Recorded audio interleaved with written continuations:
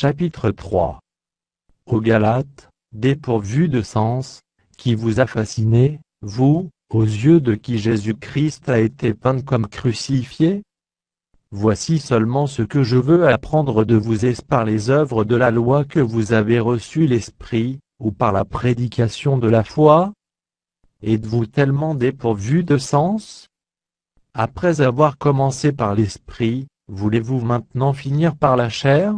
Avez-vous tant souffert en vain, si toutefois c'est en vain? Celui qui vous accorde l'Esprit, et qui opère des miracles parmi vous, le fait-il donc par les œuvres de la loi, ou par la prédication de la foi? Comme Abraham crut à Dieu, et que cela lui fut imputé à justice.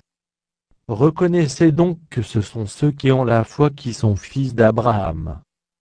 Aussi l'Écriture, prévoyant que Dieu justifierait les païens par la foi, a d'avance annoncé cette bonne nouvelle à Abraham: toutes les nations seront bénies en toi. De sorte que ceux qui croient sont bénis avec Abraham le croyant.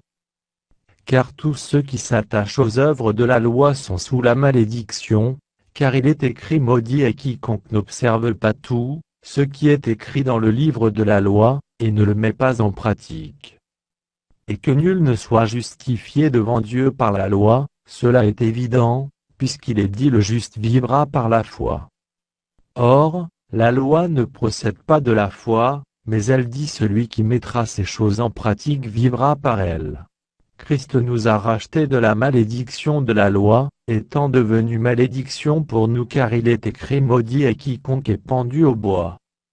Afin que la bénédiction d'Abraham eût pour les païens son accomplissement en Jésus-Christ, et que nous reçussions par la foi l'Esprit qui avait été promis.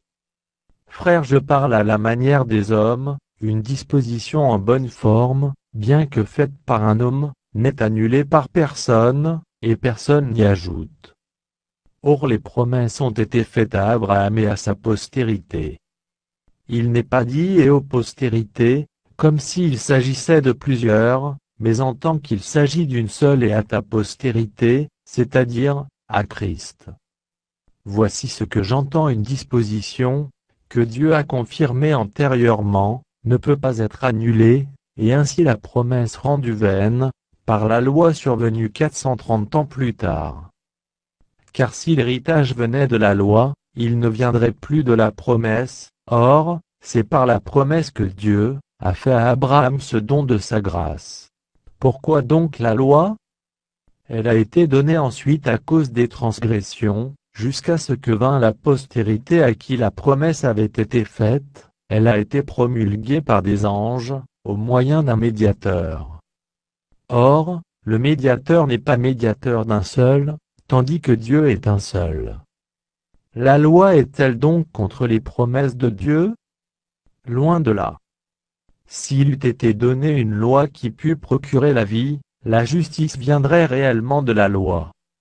Mais l'Écriture a tout renfermé sous le péché, afin que ce qui avait été promis fût donné par la foi en Jésus-Christ à ceux qui croient.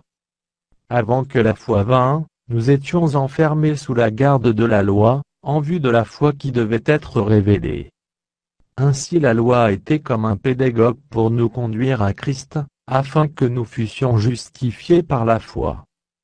La foi étant venue, nous ne sommes plus sous ce pédagogue.